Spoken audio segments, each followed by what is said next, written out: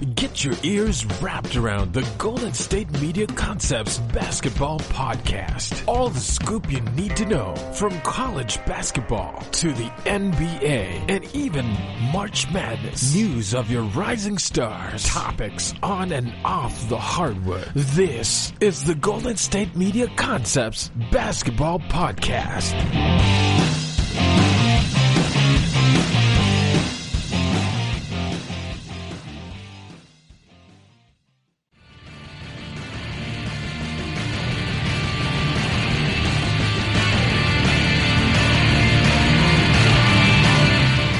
Welcome into the GSMC Basketball Podcast. I am your host, Brice Lewis. This is here on the GSMC Podcast Network. Check your net worth. Yes, sir. Listen, we're going to do another show. We'll just talk about stuff today. We're going to talk about a lot of different things, a lot of different opinions. Just know it's talk. Have basketball junkie conversation. I feel like that's gone pretty well for us, so I think we should just stick with that. And we're just going to talk about more topics, just different things around the league, other things I've seen. You know, obviously I'm going to take a lot of stuff I see on social media, maybe bring it into the show, incorporate it, you know, just to give more of a open content, since we don't have a specific thing we have to do right now with not a lot of news. You know, just taking this opportunity to just talk about stuff, debate stuff, figure stuff out, and everything. So I think that's what we're going to do here, and that's what we're going to talk about on this podcast. So, you know, obviously, like I said, we got plenty of stuff we're going to talk about today on the podcast. We're going to talk about legacies. We're going to talk about why people are hard on certain players. Imagining the league after LeBron leaves. One news bit here, and also I'm going to do my last two segments of the show on two teams that need to be fixed that have been bad for a while, and how I would fix them. And with my plan moving forward. So, first topic we're going to talk about. Obviously, since, you know, the Jordan documentary is going on right now. You know, since the Jordan documentary is going on right now, obviously this is a very popular time for everybody to talk about Michael Jordan, his career, reminisce on everything he did back in the 90s and why he was so great and everything. So, this is going to be something that I think is just going to be very important to talk about right now. And a question that people think about. Obviously, if you follow Michael Jordan's career, he was great before he started winning, but he wasn't winning, which is what we judge players on today. You can't be great if you don't win. Obviously, Jordan did not start winning championships till after Scottie Pippen got on the Chicago Bulls. So a lot of people say without Scottie Pippen, Jordan may have never won a championship or may have not won as many. And I'm going to discuss my opinion on that subject right now and what I think would happen if Jordan didn't have Scottie Pippen. I do think overall Jordan would still have won a championship, but I think you got to look back at that time. And you got to think about, well, actually I have two scenarios, but I'm going to tell you this first scenario. Is that you got to think about that time and think about all the teams they played. Which team do you think if they didn't have Scottie Pippen they could still beat? That would be the first question. If they kept everybody else but no Scottie Pippen, like Dennis Rodman still came and everything,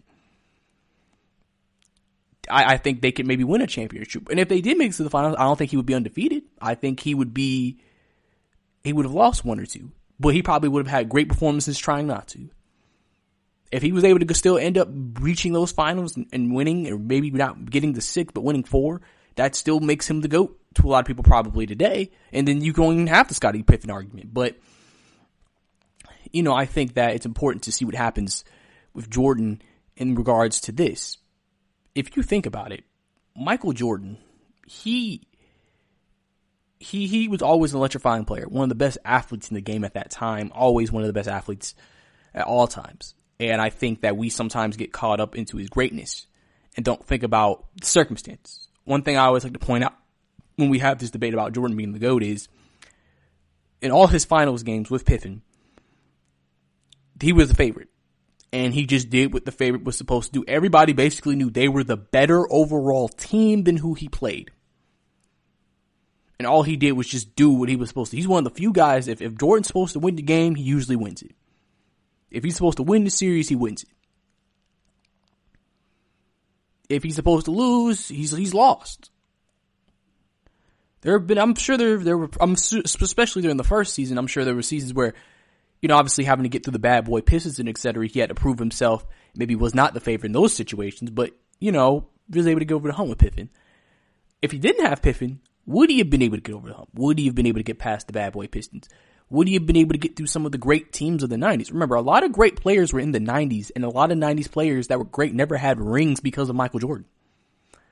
I would think one of these teams that made it to the finals and didn't win the ring would have made it. Listen, I could even sit here and say the Atlanta Hawks could have maybe went to an NBA finals in the 90s. They had great teams. It's just Jordan was in the way. We don't know what would have happened if Jordan didn't have Pippen, how that could have affected him even getting to the finals. Who could have maybe beaten them? Because they said he never went to a game 7 in the final. They never said he never went to a game 7 within his own conference. So you really don't know. And so I think that's something that is very interesting to me. I think Jordan is a guy who, I feel like Jordan is probably one of the best players ever. Regardless if he had the 6 rings, if he made it to all the finals and everything. And one thing that what most people want to talk about the second scenario is think about how, Jordan basically,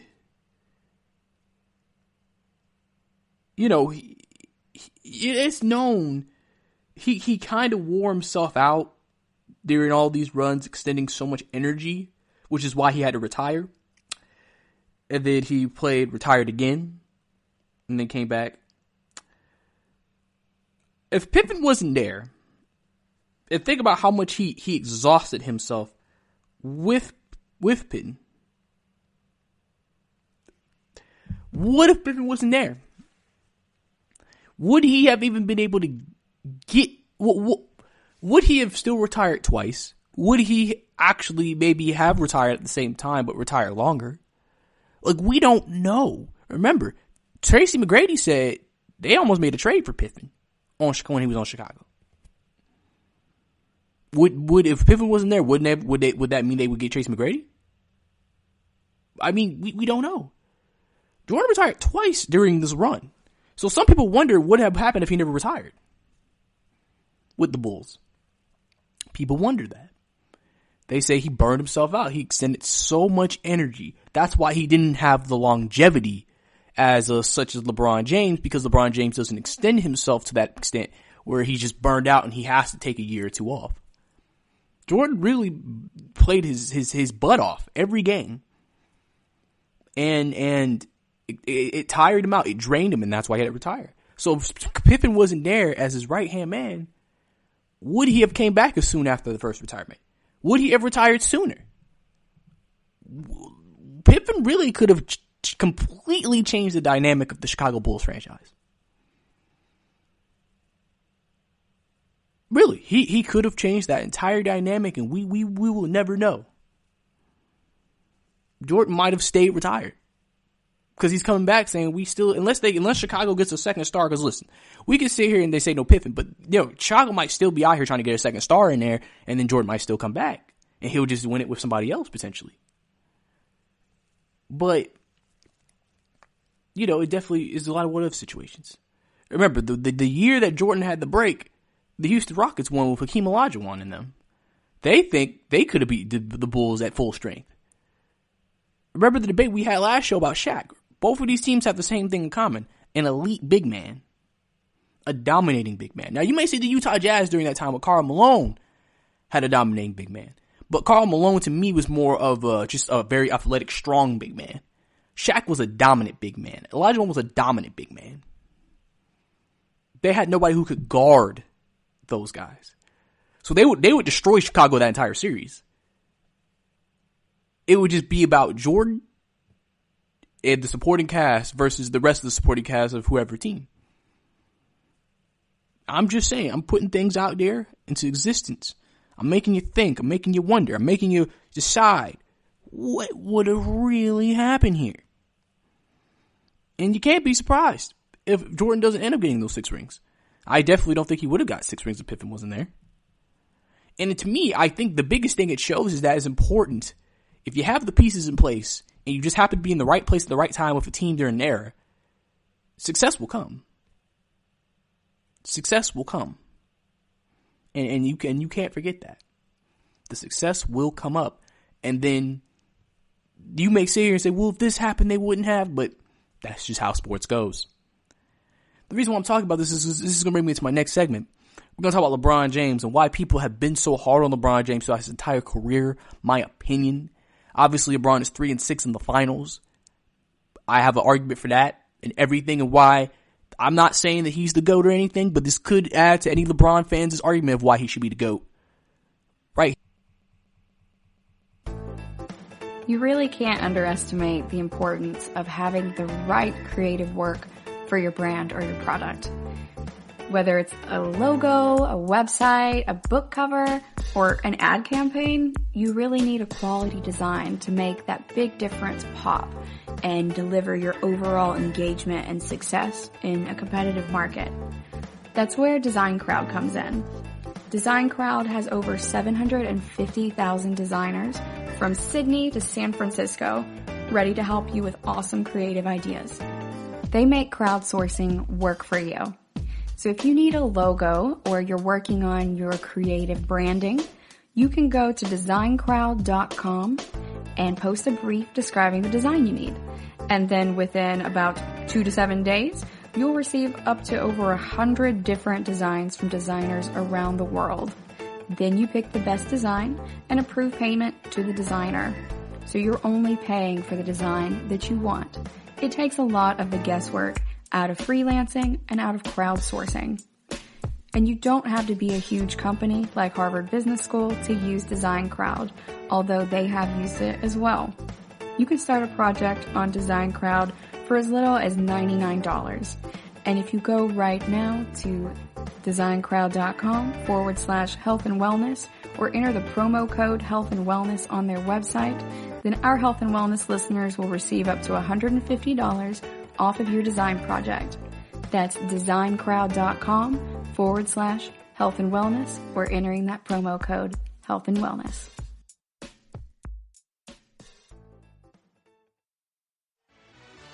Are you looking for the very best NFL and college football podcast? Then check out the GSMC Football Podcast. Get the latest football news both on and off the field. From the NFL Draft to trades to the rumor mill to the NFL Combines, they got you covered. That's GSMCpodcast.com/football-podcast. Get updates on college rivalries, game day insights, and much, much more. It's football talk the way you want it. This show eats, sleeps, and breathes football. Don't forget to like them on Facebook and follow them on Twitter. Visit GSMCpodcast.com for more info.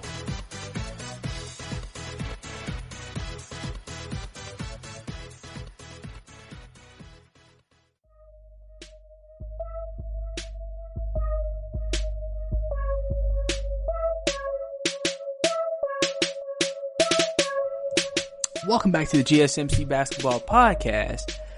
Last segment, we discussed the Jordan possibility. What would have happened if Jordan didn't have Pippen?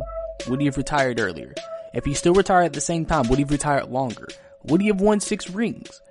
I gave all my opinions on that and more. I mean, basically, I just pointed out in a way of just, things could have dramatically changed if Pippen never came to the Bulls. That's one thing I always got to say. Jordan just happened to be in a great place at a great time, being as good as he was, and then having the team that he had. If you have the best player in the league at that time on the best constructed team, you would expect them to always be in the championship every year or be in the running every year. And the Chicago Bulls were one of the few teams that were the favorites and backed it up year after year after year. That's what made them such a great franchise, in my opinion, is they just backed it up. That's all they did was back it up. And that's why they were so great. But now this leads me into my next discussion,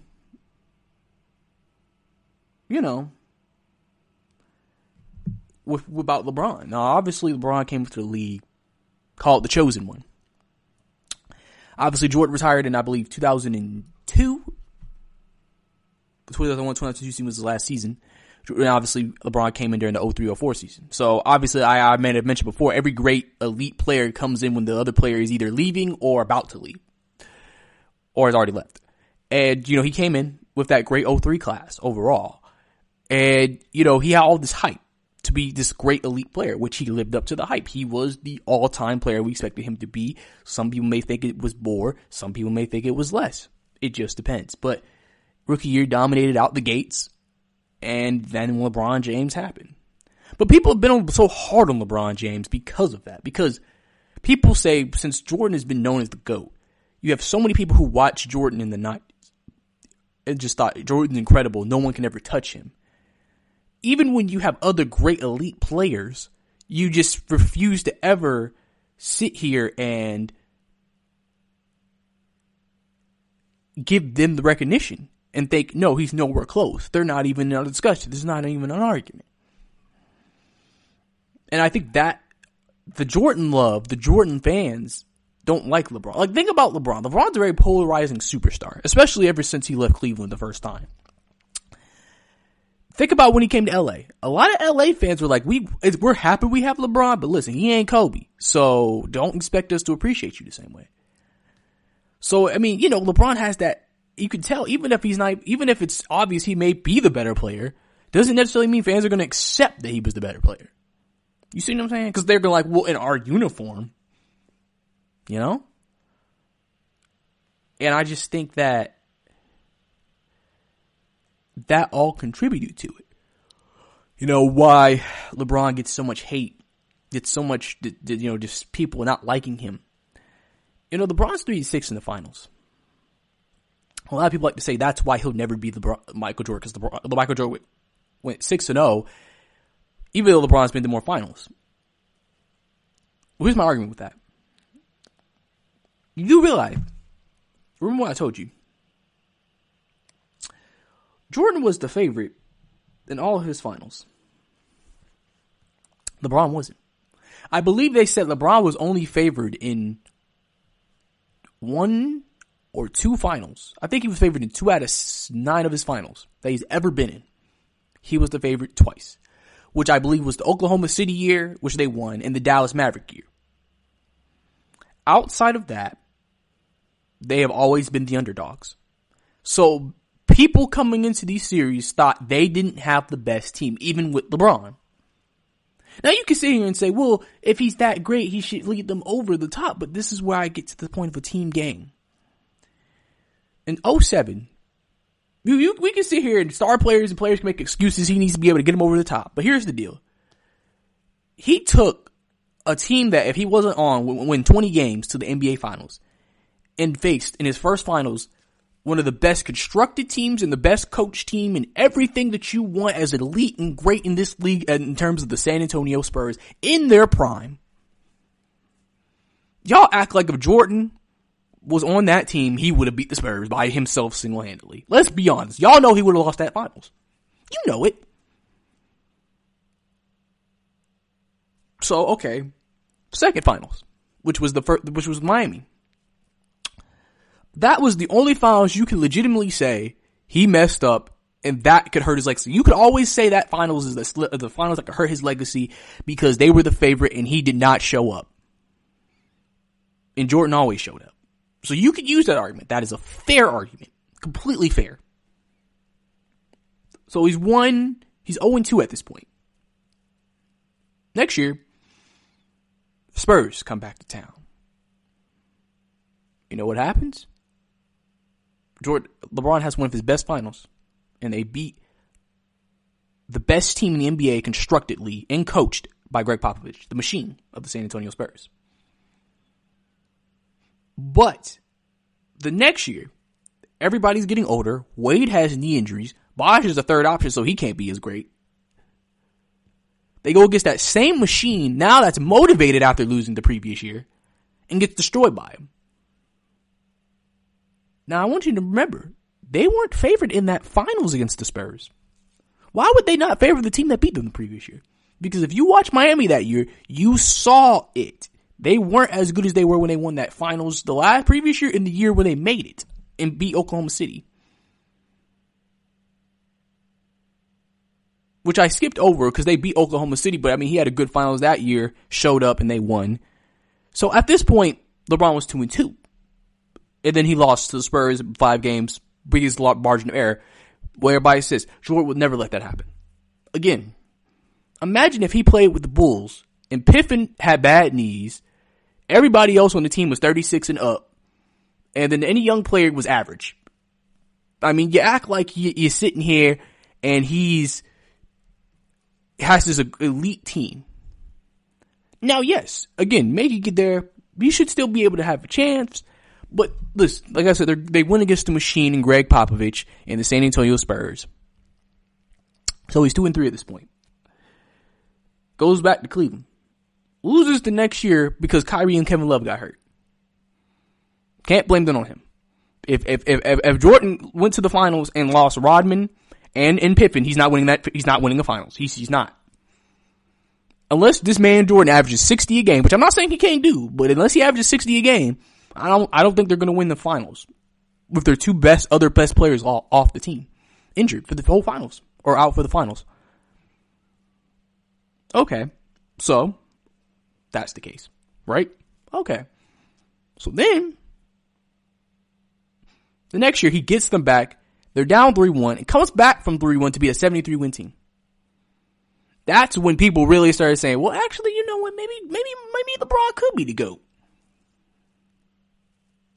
But people are going to deny it because they're just like, no, he lost 4 other finals before that. There's no way he could be the GOAT.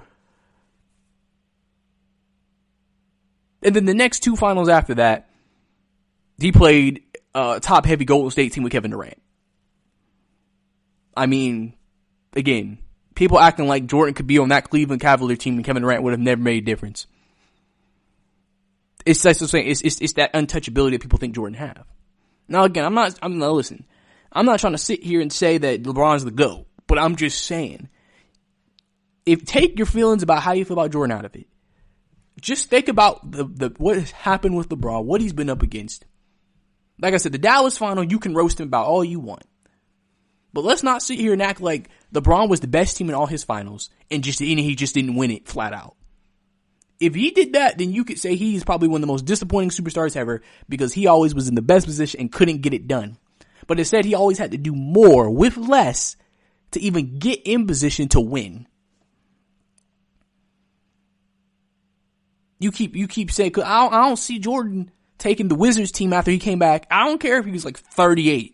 This man was still balling at 38 and couldn't even get the Wizards to the playoffs. LeBron was 20, 22, 21 with no jump shot. Barely a jump shot unless he caught fire. And when LeBron caught fire, he could shoot a J. But without catching fire, couldn't really shoot a jump shot and led a team with Gauskas and Mo Williams to the finals. I'm just saying. You can't discount that. So don't hate LeBron. LeBron is going to be important. I'm going to let you know also how important LeBron is in the next segment. Because we're going to talk about imagining the league after LeBron James actually retires. The shape of the league, what the league will look like after. I want to talk to you guys about this amazing product I've been using lately called Hydrant.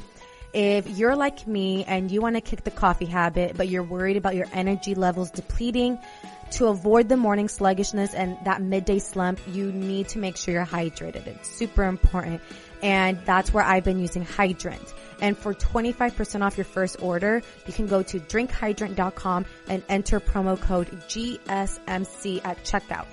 Hydrant is basically flavored electrolyte packets you mix directly into your water to make hydrating your body easy and delicious. And what I love about Hydrant, it's backed by research. The formula was developed by Oxford scientists to provide perfectly balanced, efficient hydration. Again, that's drinkhydrant.com and enter promo code GSMC for 25% off your first order. Another really cool thing about Hydrant, there's no synthetic colors or artificial sweeteners. The formula is vegan and you can choose between 3 different flavors or a variety pack. So for all my vegan friendly fellows out there, this one's for you. Again, this is drinkhydrant.com and enter promo code GSMC.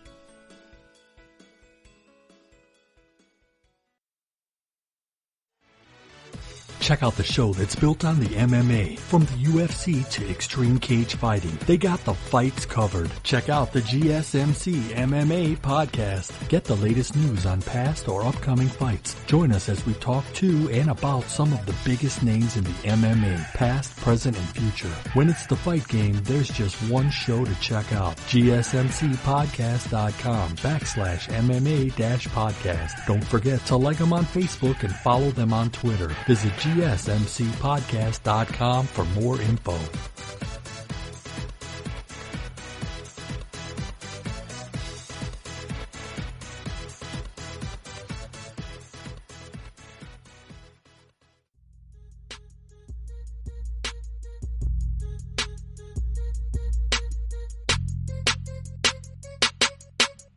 Welcome back to the GSMC Basketball Podcast.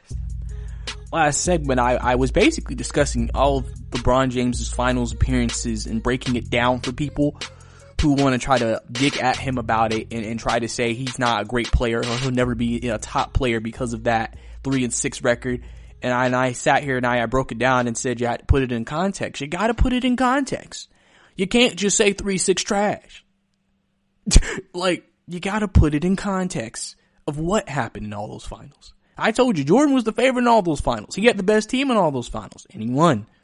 LeBron wasn't always the best team in all those finals. He was in the best team in 50% of the finals. And yet, we're going to sit here and get mad at him for that. You notice that when LeBron lost in the playoffs, especially with Cleveland, the teams he lost to were very well-constructed teams that had a superstar. So you already had a superstar to cancel out LeBron, then it was just down to the supporting cast. Compared to a lot of supporting casts, Cleveland's supporting cast was nowhere close. So, that's the reason why it never worked. But, to add to that discussion, you have to think about this. Think about today's NBA.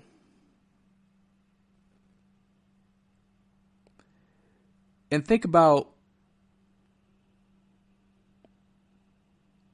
you know, what would the league be like if LeBron was not around? What would the league be like if LeBron retired? What would be the status of the league if LeBron left?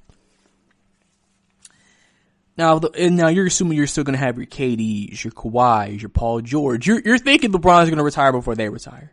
Obviously, they'll be all in their 30s, but, you know, you're thinking he'll be around still like early 30s with them.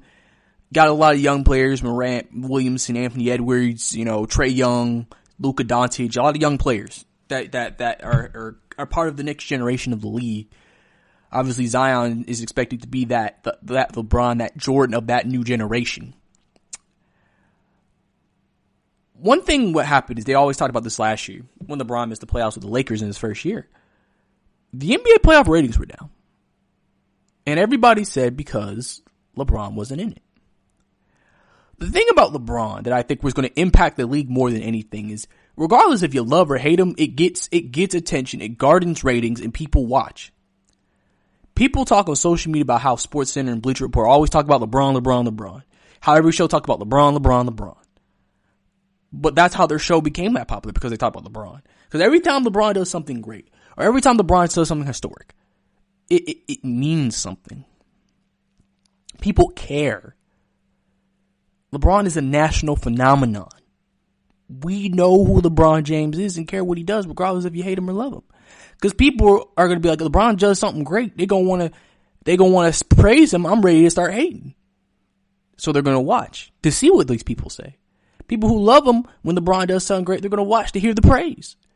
Either way, you kind of want to be polarizing because everybody's going to pay attention to you because you are so polarizing. The only thing about being a well-loved player is some players, they may not have an issue with you, but they don't love you either. And so then it's just like, I may not pay attention as hard. That's why I think people are putting so much hype on Zion Williamson, because he was one of the few guys, especially in college, who moved the ratings for Duke. In any game Duke was televised, the ratings moved because people wanted to see Zion Williamson. And, you know, that's the thing I think that's going to really affect the leagues, who's going to be that next polarizing star that everybody pays attention to. And right now they're trying to make that Zion Williamson. And then you're going to have your great crowd of other NBA players. LeBron helps a lot of star players in this league get attention when he plays against them, when he vouches for them. Because if you're watching NBA, you're watching teams, every team he plays, you get to see the other talent that there's on these other teams too. Then you can start to see, okay, maybe he's not bad. He's good. He's pretty good. And so it's not anything where it's just this one simple player that you're watching. You're actually watching everybody. You know, Greek Freak. He's going to be here when LeBron leaves, still in his prime. We have plenty of stars moving forward after LeBron leaves. It's just, are any of these stars going to move the needle? Are any of these stars going to be polarizing? Because like I said, LeBron was a polarizing figure, and not everyone is polarizing. LeBron is one of the greatest businessmen also in this game. With the stuff he's done off the court now, especially since he's gotten older. He's gaining popularity from all over because of it. Think about it. Even if you're not watching basketball, you can see LeBron maybe in a movie. LeBron has his own show. Remember, LeBron back in the day used to do commercials. You barely see him in commercials nowadays. There's a reason for that. Commercials are great, but he can do his own thing. He has the money now from all the money he's made in his career and all the stuff outside of it and the advertisements to now extend his brand further than just basketball. And that also helps give him the popularity in the league, the popularity it deserves. Because listen, there's going to be people who stop watching basketball when LeBron leaves. And so the NBA's dilemma is going to be, how can we retain those fans and keep ratings high? LeBron is the rating why TV deals are so high. Players able to get played so much. Who's going to be that player who can keep it high? Who's going to be that guy? Really? You know?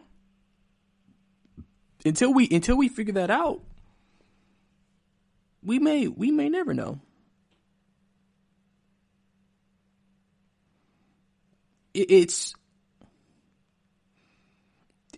a very big question that, like I said, the NBA has to face.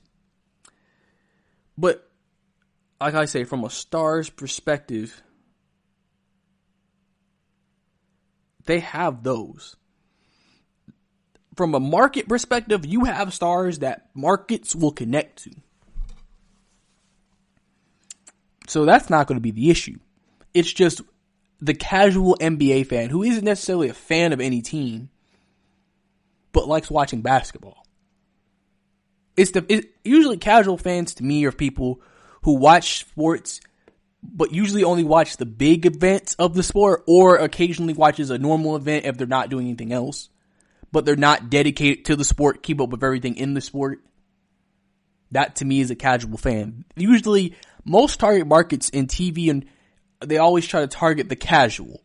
How can we make a casual want to watch us to then fall in love with us to now become a dedicated fan? Because you feel like the dedicateds are going to be there anyway. The dedicated lovers of NBA are going to watch the league after LeBron leaves. But you have some people who are just LeBron fans. They start watching basketball because of LeBron. So the one reason why you start watching basketball is gone. How can you retain them? I think the league will be fine though. I think the league, since they've expanded so much globally. One thing I always tell people about NBA is we like to look at American numbers. Remember, NBA is a global sport. It's popular in other countries. It's not just, if we're not watching it, then nobody cares. It's just because we live in the country and it's made here. But it's global. So it'll never, in terms of popularity, die down where it can't be popular. It's just there may be a slight decline. But that slight decline can rise after a while. You're gonna have to establish more storylines. You're gonna find you that next guy. You're gonna find you a villain. You're gonna have to find you a dynasty. All of that continues after LeBron leaves. And with this new league comes a lot of flashy guys like Trey. A lot of guys you think could be the next big thing like Zion. Overseas stars like Greek, the Freak, Giannis, and Luka. In all facets of life, it is covered. It's covered. And you know people are going to watch the game because of it. Basketball is one of the few sports that really can bring people together. And it's not just within the United States, it's within the world. That's why I think, in terms of the world, when basketball returns, it's going to be great. When football returns, it'll be great for America and anybody else who cares outside of America for it. But NBA, it's global. So the entire world's going to care when the NBA comes back. And regardless of whether LeBron leaves or not, if we were ever in the situation again that we are currently in today's society, people are still going to be depending on basketball to give them that happiness with or LeBron James. Even though LeBron James is the reason why we are at this point where we can have the happiness that we have. But coming up next, we're going to talk about the New York Knicks eyeing a star player and what my thoughts. You really can't underestimate the importance of having the right creative work for your brand or your product. Whether it's a logo, a website, a book cover, or an ad campaign, you really need a quality design to make that big difference pop and deliver your overall engagement and success in a competitive market. That's where Design Crowd comes in. Design Crowd has over 750,000 designers from Sydney to San Francisco ready to help you with awesome creative ideas. They make crowdsourcing work for you. So if you need a logo or you're working on your creative branding, you can go to designcrowd.com and post a brief describing the design you need. And then within about 2 to 7 days, you'll receive up to over 100 different designs from designers around the world. Then you pick the best design and approve payment to the designer. So you're only paying for the design that you want. It takes a lot of the guesswork out of freelancing and out of crowdsourcing. And you don't have to be a huge company like Harvard Business School to use Design Crowd, although they have used it as well. You can start a project on Design Crowd for as little as $99. And if you go right now to designcrowd.com/health and wellness or enter the promo code health and wellness on their website, then our health and wellness listeners will receive up to $150 off of your design project. That's designcrowd.com/health and wellness or entering that promo code health and wellness.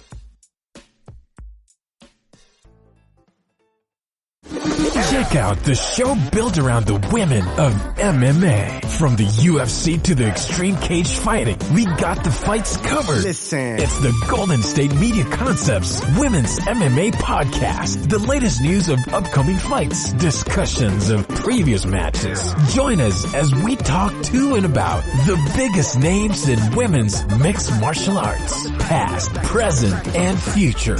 When it's the women's fight game, you know where to listen to. The Golden State Media Concepts Women's MMA Podcast.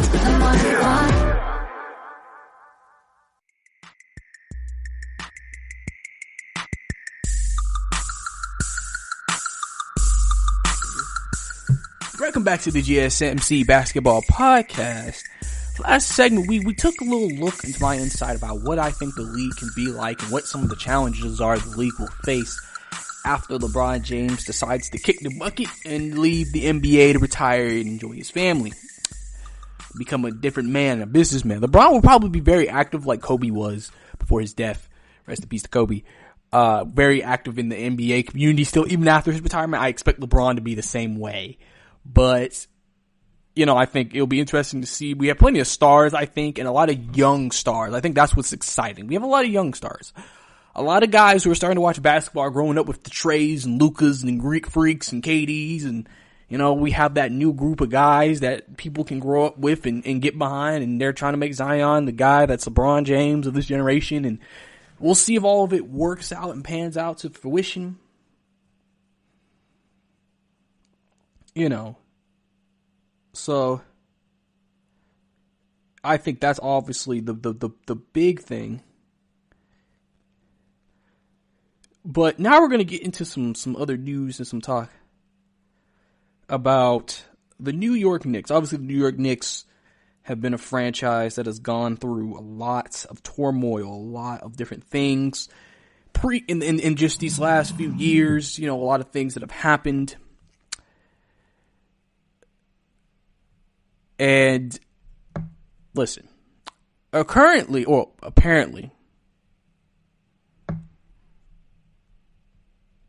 they have interest in a disgruntled star. The question is, we don't know who. We don't know who. So people have placed some guys, like, is it potentially Bradley Beal? Because, he's been very outspoken recently. He's been, people talked about him criticizing the Wizards and, the teammates of the Wizards, just because, the Wizards have that great season, and people think he's very dissatisfied, doing what he's doing and not winning. So some people have been saying, could it be Bradley Beal? I think it's possible, but I don't think it's realistic, because I feel like the Knicks would want to bring in more of a star if that was the case. Not saying Bradley Beal can't be that guy, but I just think Bradley Beal would be perfect as a number 2 to a superstar player. And the Knicks don't have one. I don't know what you're saying if Bradley Beal is your best player. I mean, no offense to him, but the Wizards aren't making it to the playoffs this year. So what would you trading for him do? Do you think, we just have a better roster around him so we can make it to the playoffs? Do you really? Your record's worse than the Wizards. Can you say that, honestly? So I don't think it could be Bradley Beal. I don't think that would be the player they would go get. Some people think Karl-Anthony Towns, because they've always been trade rumors. Minnesota, since they're not getting over the hump, they might trade him. But I highly doubt that would happen, because they just traded for D'Angelo Russell. And I think they're really trying to see what happens with D'Angelo Russell and what D'Angelo Russell and Karl-Anthony Towns could be. So I don't think that is a trade that could happen. Could it be Devin Booker? We haven't heard a lot from Devin Booker. Devin Booker doesn't speak out a lot, but a lot of people feel like he is frustrated in Phoenix because he scores on a night in and night out basis and they lose. I think you could pull off that trade just because of how young he is, because Devin Booker is only like 23, 24. And so you could make him your best player now and still have plenty of years to come to build a team or get another superstar there. Where Bradley Beal is hitting his prime at 28, 29 and about to be 30. And usually after you give a big contract to a guy of that age, you don't want to give him another one usually. So I think with Devin Booker, you could give him a big contract now and then give him a big contract later. So that could be maybe potentially a player who they could maybe go out on the wing and try to get. Obviously, I feel like if they ever traded for either a guy like Bradley Beal or Devin Booker, I see RJ Barrett in that trade just because it just makes, how this usually goes. You got to give one of your best young pieces to get one of these guys. So I feel like that would be probably somebody they would acquire or ask for in a trade. People were saying Kevin Love. I don't think they would. The way they made it seem like is they said they're gearing up. So it sounds like somebody who's going to cost some real assets. I don't think Kevin Love is a guy you would gear up and give up a lot of assets for. I don't think it's Kevin Love, even though we know he's very disgruntled in Cleveland. I just don't see that being the case. It just doesn't seem like that's going to be what happens when it comes to that. So I don't think it'll be him either. I don't think it'll be him either.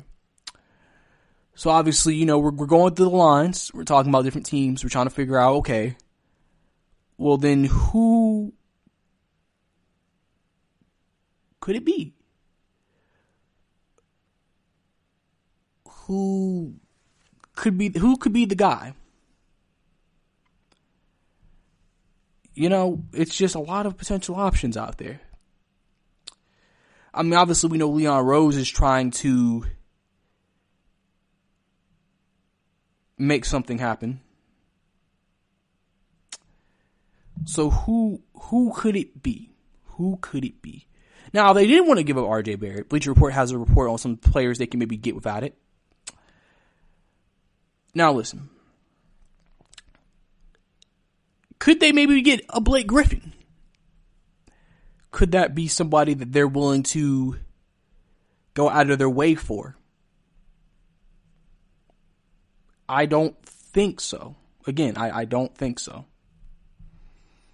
But there is one guy that I think could be the guy they trade for. And that's Zach LaVine. 25, young, just averaged his best career season in points in 25 this year. I think he is 25 years old. A guy, people are going to sit here and say, well, it's the Bulls. Of course, he's going to have this great year. He's really not that good on a good team. I think that'd be the one guy I think they could get. Obviously, I think the Bulls know how good he's been, and I think they would want to keep him, so I'm sure they're going to want a lot back. It's kind of weird when you have these young teams with a lot of young assets, and then this one team has to give up their young. I don't think you really want their young assets for your young assets because you're just giving younger. But I think that could be something that could be arranged. I think Zach LaVine could be the guy they're talking about when they say disgruntled star. He hasn't gotten along with the head coach. He's been very, recorded on video, talking about some of the coaching decisions that have been made. It seems like he's not that happy right now in Chicago. And I'm sure he's looking for a fresh start. I'm sure he'd love to play for the New York Knicks and play at Madison Square Garden. I think he would be a guy, if they were able to maybe keep RJ Barrett potentially, with him and Mitchell Robinson in them, honestly, if the Knicks could pull off, you know what? Whenever I do my fixing the franchise on the Knicks, I'll probably bring this up. If they could pull off something where they could get Chris Paul and they could get Zach LaVine, that would be a great start. A great start. If they could keep Mitchell Robinson, you probably could give up Kevin Knox, probably give up some picks. So they have picks. You probably give up your lottery pick, which would be, I would do it. You got your two good players. Chris Paul is that veteran who's changed the culture. Zach LaVine's the little young star. You got Mitchell Robinson. If you can keep RJ, you got up and coming RJ. That's not a bad team, and you can work with that. And then, get credibility, get a good roster. Then when a superstar becomes available again, you'll become more appealing to a superstar and say, well, they have Zach LaVine, he's a good number 2, and Mitchell Robinson and RJ Barrett and the rest of the guys. Julius Randle's not bad, and they have enough space for me to get a max, and I can get paid here, and we can compete in the Eastern Conference and compete and be one of the top teams if I went here. And, it wouldn't be a bad, decision or a choice if they decide to make that move. I think if I was a player, I'd definitely consider it. I'd definitely think about it. I'd definitely look into it. To me. So, that's definitely something I think that could really, really happen here. It just really depends at the end of the day. It really just depends.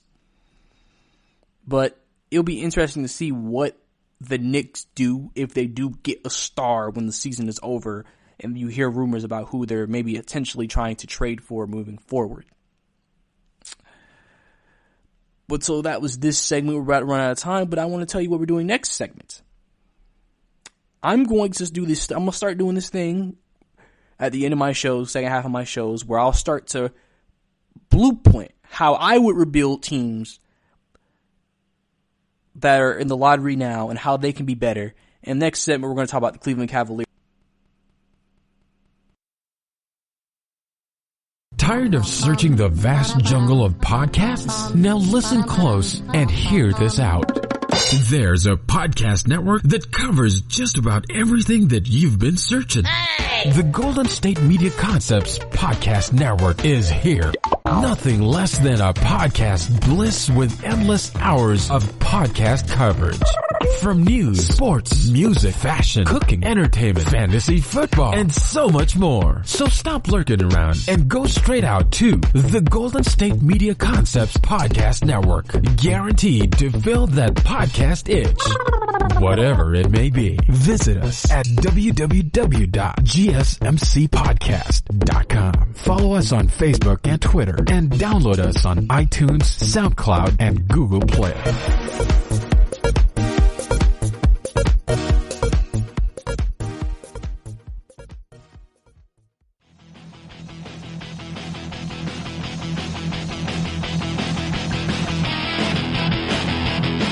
Welcome back to the GSMC Basketball Podcast right here on the GSMC Podcast Network. Last segment, we discussed the Knicks potentially interested in getting ready to trade for a disgruntled star around the NBA. We don't know who, but we talked about some potential people that they might be interested in trading. I think they're going to try to go for Zach LaVine. I feel like if you trade for anybody at this point, if you're the Knicks, you need a young star. You don't need a guy who's older. You need a young guy who's a star. And it's okay if he's just a number 2 because it's about getting this team to be competitive. Once you're competitive, the number 1 will come. You got young pieces. You can get you a young star. And then you can go from there.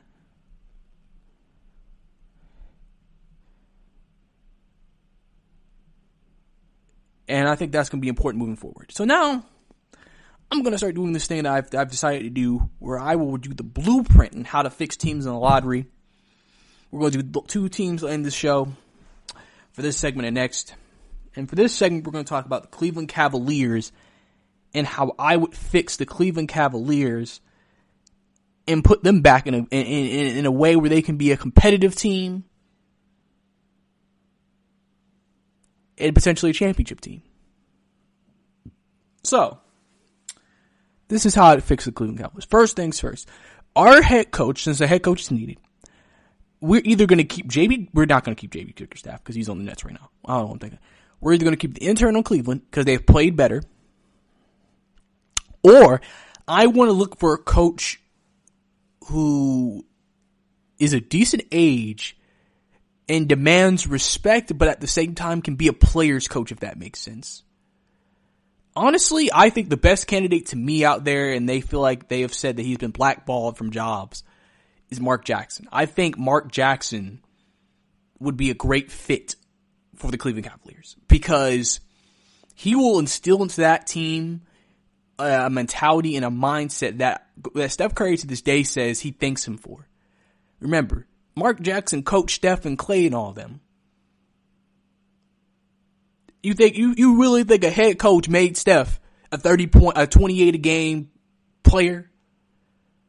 You really think that? Steph already had it in him. It's just the offense might have allowed him to be more flourished. We could say that. Curry may have made an offense that allowed Curry to flourish more.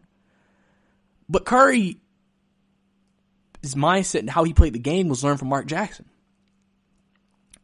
And I think that would be the first move I'd make. I would hire a guy like a Mark Jackson or just a respected head coach in general to establish something when we bring in our players that they'll listen, respect, and gain. And it feels like our players are getting better every game and being held responsible. Second,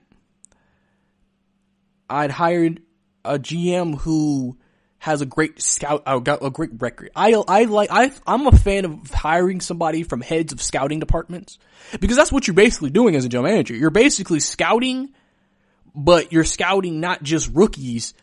You're scouting already NBA players.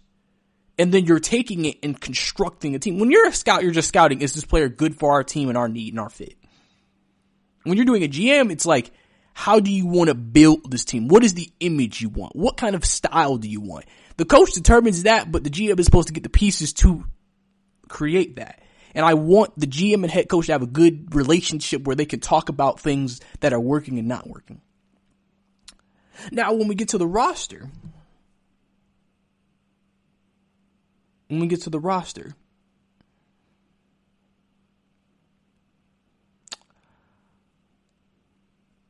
first things first.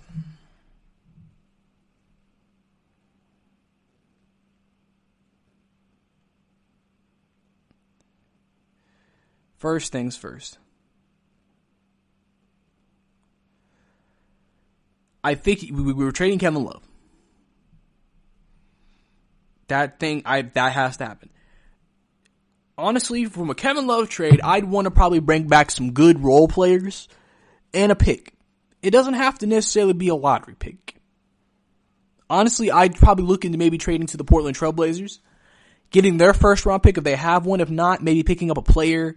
Obviously, you're not going to pick up one of their best players, but you know, we got Drummond. If Drummond keeps the option, I'll allow Drummond to stay. But I definitely would want to pick up another big man. Or maybe a wing guy. A veteran, really. We might get Trevor Ariza. I might say, give me Trevor Ariza in a pick. Because Trevor Ariza is a veteran 3-and-D guy. The guy that you want on your team. So then you have Colin Sexton and Darius Garland, 2 young guards. You have Brandon Knight. Veteran, but it's Brandon Knight. So what I do, free agency, I try to sign a very good veteran point guard.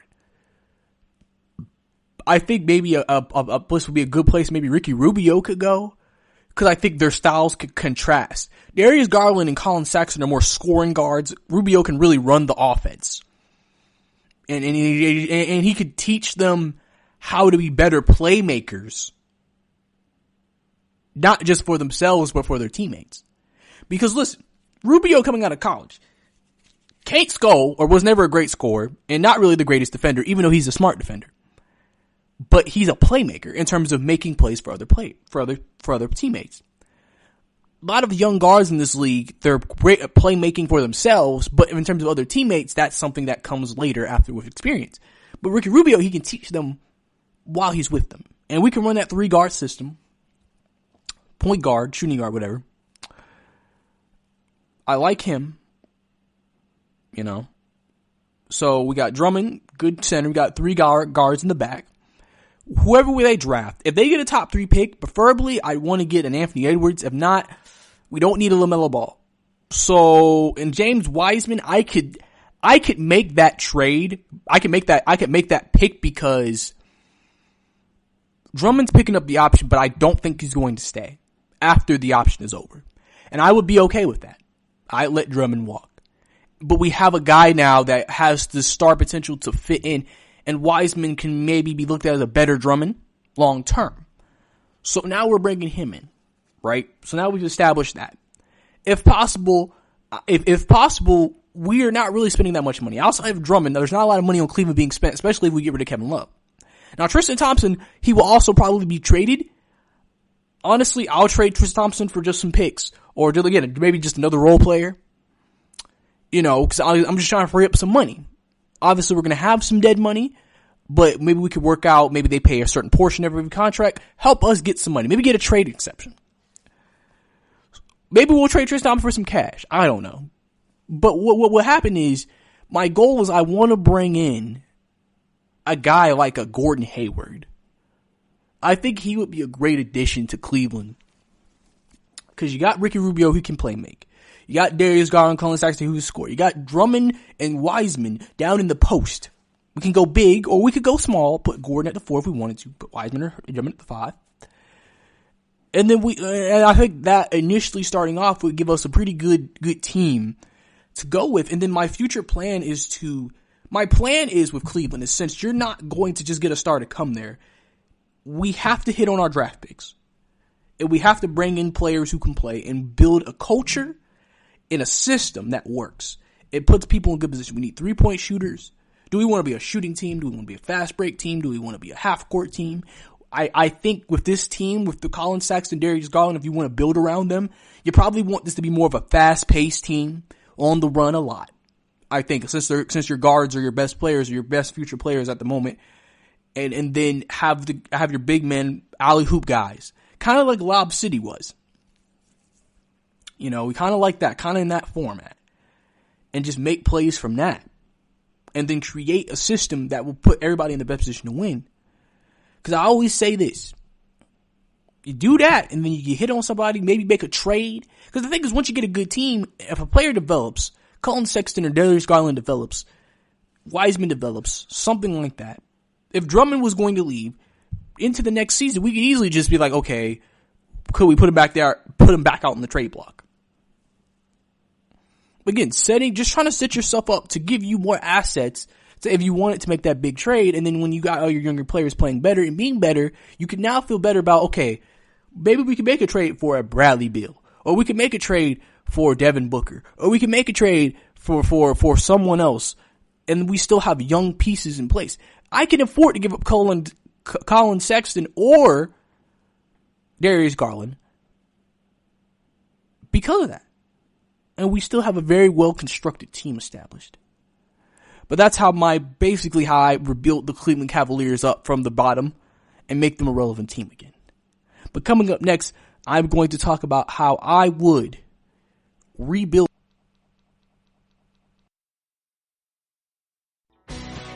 Are you looking to get your college football fix?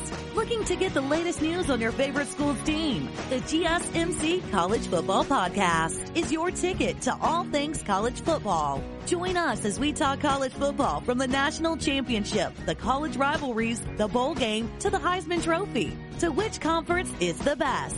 We've got you covered for the Big Ten, SEC, Big 12, the Pac-12, ACC, and everything in between.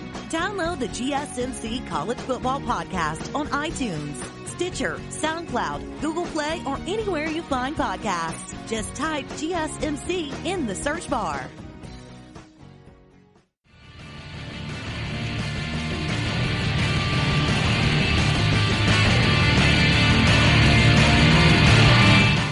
Welcome back to the GSMC Basketball Podcast, right here on the GSMC Podcast Network. Like I said, figure out your net worth. So, last segment, I kind of broke down what I would do to rebuild the Cleveland Cavaliers, talk about some moves they would make, talk about some coaching main changes they could make to the staff, to the system. Not the most detailed plan, but it's a beginning plan. You know, I mean, like I said, I'm with Cleveland, you're a small town team. You gotta build up, you gotta build assets, and you gotta sign players who are good, because you're not probably gonna sign the great ones, but you can sign good ones and create a winning team. And then if you could just hit on a draft pick, and that's how you, like you did with LeBron, you know, that's how you can like create a team that potentially can make it to the championship, but at least have a competitive team regardless, because small place or towns have shown they'll support you if you give them something to support. That has been solidified, shown, proven, whatever. They'll support you if you do the same for them. And I'm going to do it for my hometown team, the Atlanta Hawks. And we going to talk about, you know, how I'm going to rebuild them. Now, the Hawks are an interesting situation to me. So it's not like they're, now record-wise is not the best, but it's not like they're in this position of this horrible place. You have a superstar in Trae Young. You have a young up-and-coming star in John Collins. You just traded for Clint Capella.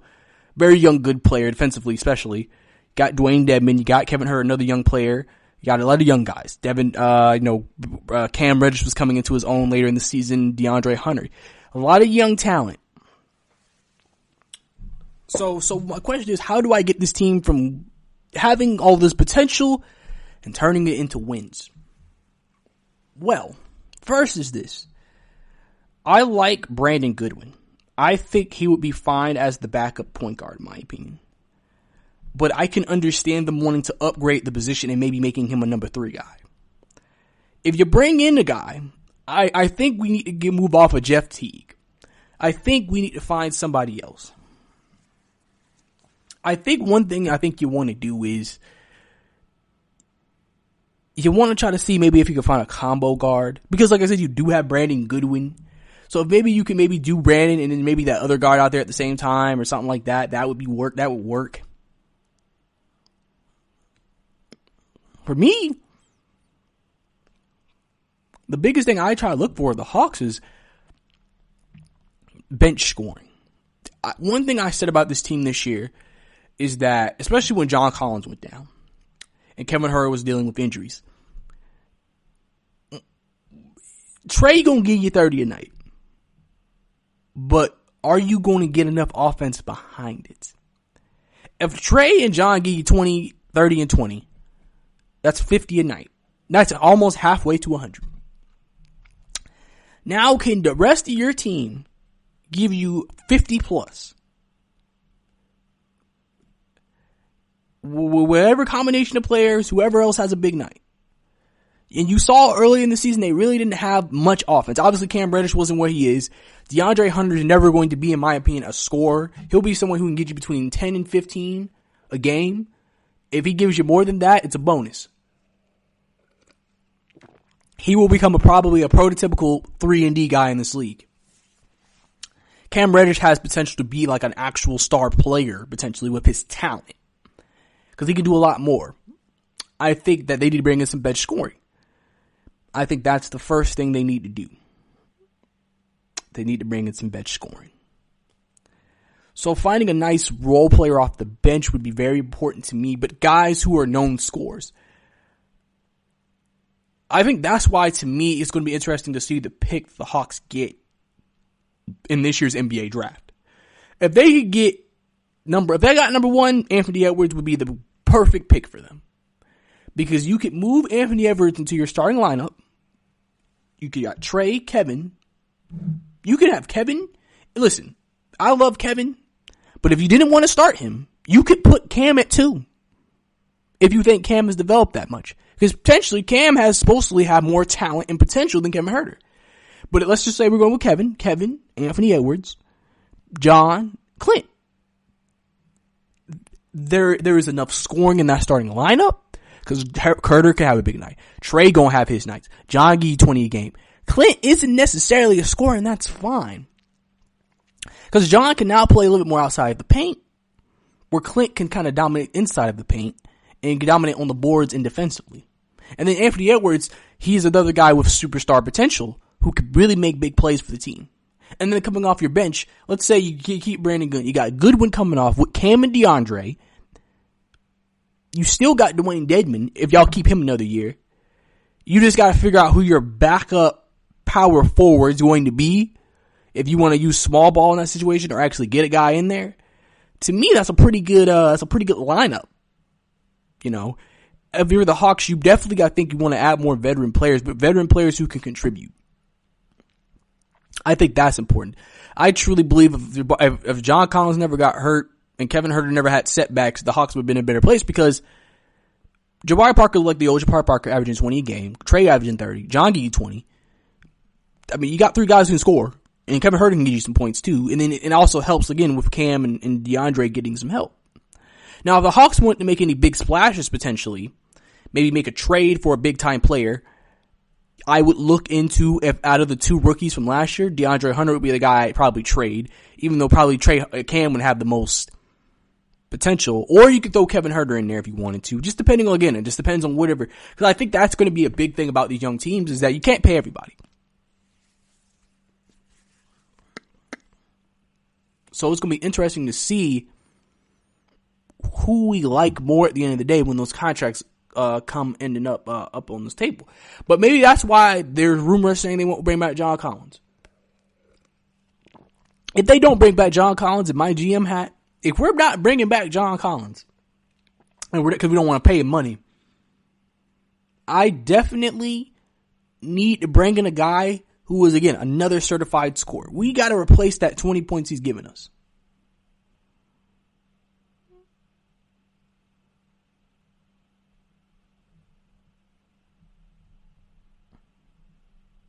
So, you know, there's a lot of things you can do with the team.